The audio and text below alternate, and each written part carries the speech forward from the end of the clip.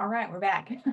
I don't know how many people will be able to rejoin. It looks like quite a few of you are getting back on. I really apologize. My computer um, shut down in the middle of my presentation. So I'm going to give folks just a couple of minutes here to get back on. I know that we're getting close to the end of our hour, but I really appreciate you hanging in there if you're still here watching with us. So I'm going to go ahead and try to get my presentation back up and finish up here.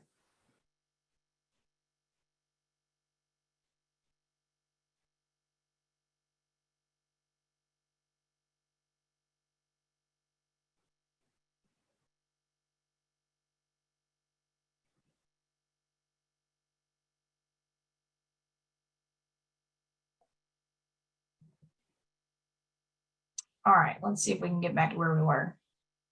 So again, if you're just hopping back on, really sorry about that. My computer shut down in the middle of my slides. So we're back. And, hopefully if you all have not been able to join us and you watch this recorded, you'll understand. So appreciate you hanging in there with me. Let's go ahead and wrap this up. So possible solutions to some of these problem areas. One of those is just fencing that pond off, right? Finding a way to completely exclude cattle from the pond. And that's not always feasible for all of us, but it is a way that we can improve that water quality.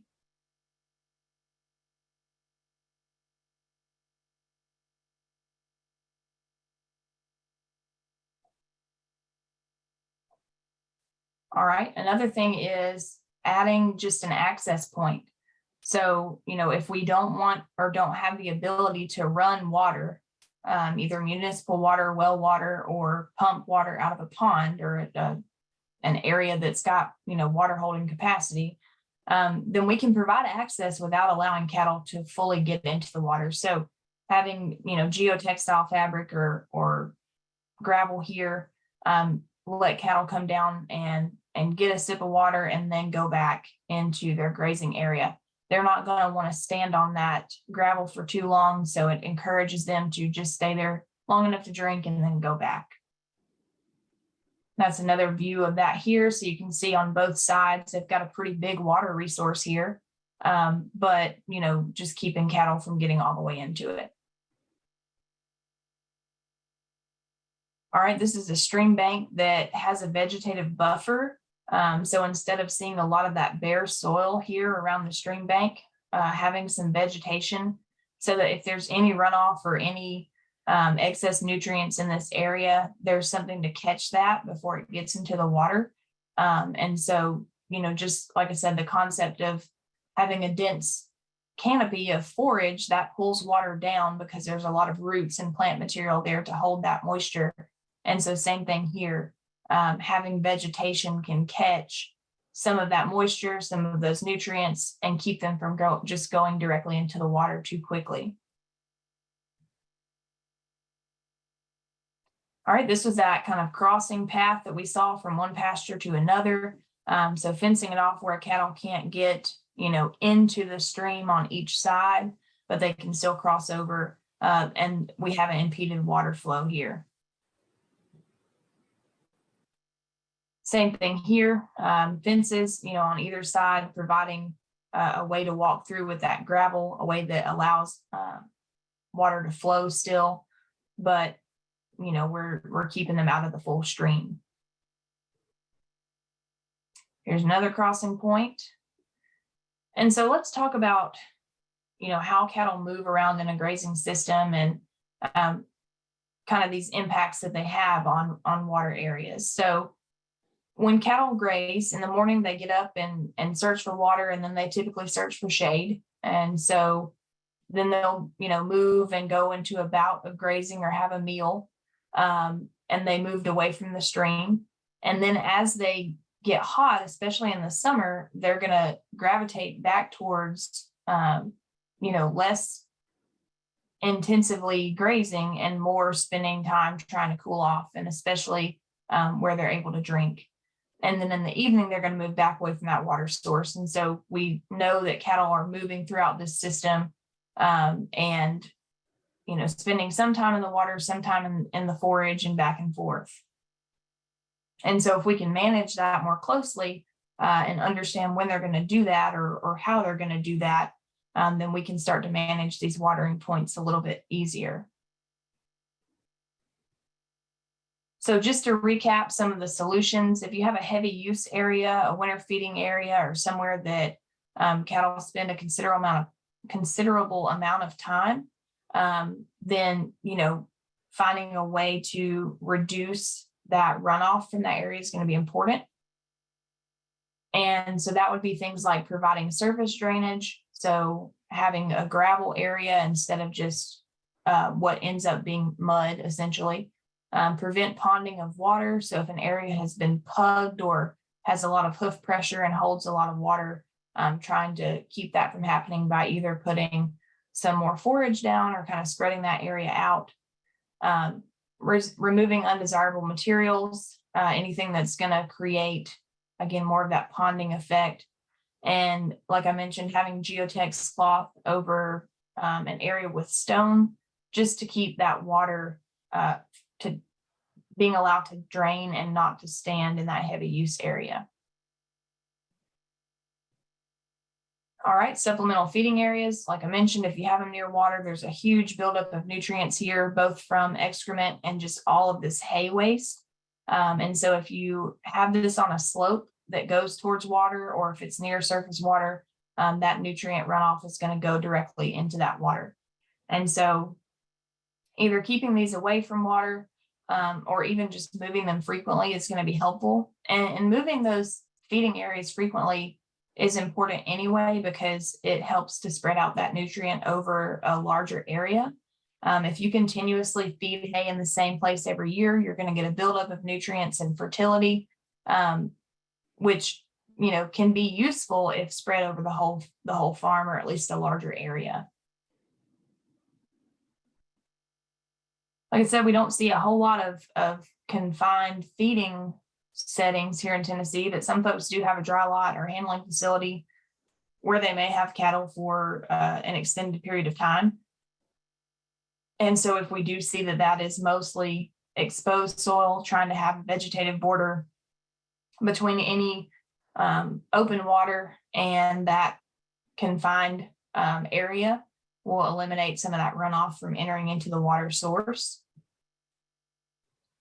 And then protecting those banks, creating crossings or ways that facilitate cattle movement that keep them from getting into the stream itself. So fencing it off, having a direct path for them to go from one pasture to another, but not linger so much in that stream area. Making sure that you provide shade, but away from an open water source. So another draw, that water is going to be a draw, but if we have another type of draw like shade, that will encourage them to move towards that shade, hopefully. And then, of course, just rotational grazing, allowing areas to rest from that hoof pressure. And then providing, an alternative water source if you do have ponds, but you have the ability to provide a water tank, something as simple as a tire, or even some of those, cheaper stock tanks, just making sure that it's located away from open water, near the shade, something that's going to make them gravitate towards it, making sure they don't have to travel a long distance to water. And that's where that cross fencing and grazing management really comes into play. And just as an aside here, 800 feet for water in the Southeast might seem like a lot, but cattle that, live further west of here certainly have to travel miles to get to water. So that 800 feet always kind of makes me chuckle, because, we have an abundance of water and we don't want cattle to have to travel far to get to it. But that number seems pretty small compared to what other cattle have to do to get water. And then, like I mentioned, just managing those pastures, trying to keep a dense canopy, because the more we open up that canopy, we have, overgrazing, we have water runoff, we have excessive weeds, and we're not pulling that moisture down into the soil. We're allowing it to run off and carry sediment and nutrients with it. So to wrap up here, just, understanding there are a lot of different things that go into these production practices and considerations, especially about water quality. So just trying to maintain those areas to have vegetative growth in them, have some roots there that pull down water and keep those nutrients and soil in place. If we do have areas that have a lot of waste or have a lot of nutrients, managing that in a way that doesn't create excess problems. So our winter feeding areas or confinement feeding areas, understanding what our water source is and what the quality is, and making sure cattle have access to it. And then I didn't mention a lot about flooding, but really, I guess thinking more about the opposite, about drought and how those weather events can impact our water sources, and what that means for subsequent production. So with that, I'm gonna stop sharing my screen now. I see that 40 people are back on. I appreciate y'all joining us back on here. I'm sorry that I had some technical difficulties. Leave it to me instead of a guest speaker for my computer to shut down during my presentation. But I'll take any questions that you have, and certainly I'll make sure that we get this information and recording out so that people who have not joined us can hopefully watch the recording as well. There was a question before we got shut down, and I'm not sure if that person is back on here, but if you want to use the Q&A, feel free.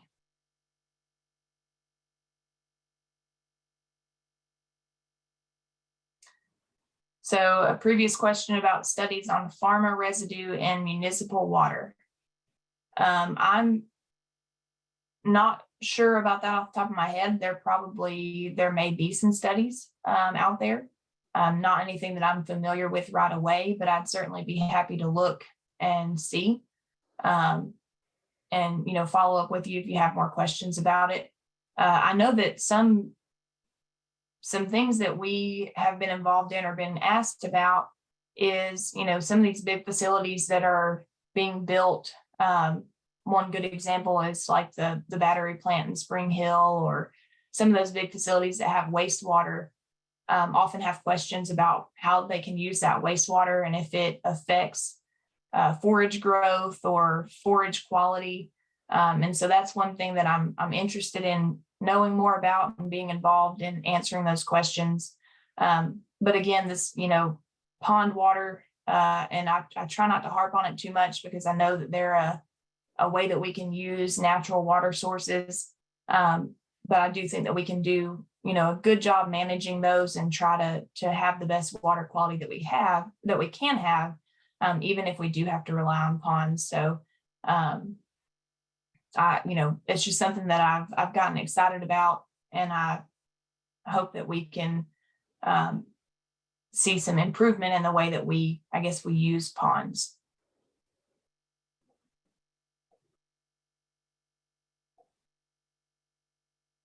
All right, doesn't look like there are any more questions. Again, I appreciate you joining us and hanging in there.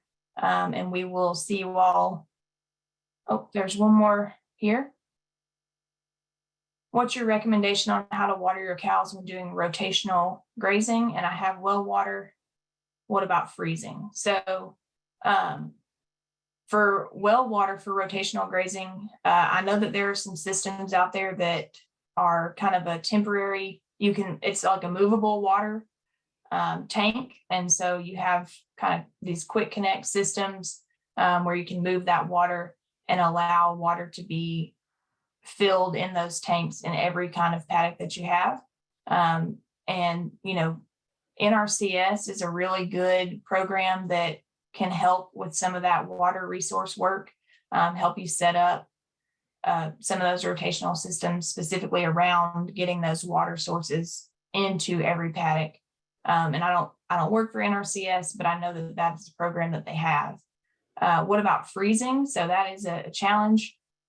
I do think that there are some tanks that maybe have heaters on them, but that's going to be a input cost or a power cost that we may not want to have. But some types of waters are less prone to freezing than others. And then I guess at the end of the day, a lot of times we just have to bust that water on the top and make sure that cattle have access to it, right?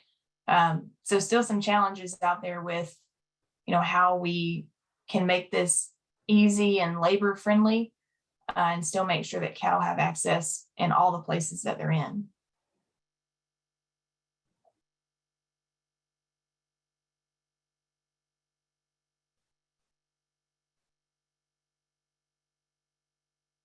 All right, I don't see any more questions. I appreciate y'all. And if you have any additional questions, you can reach out to me.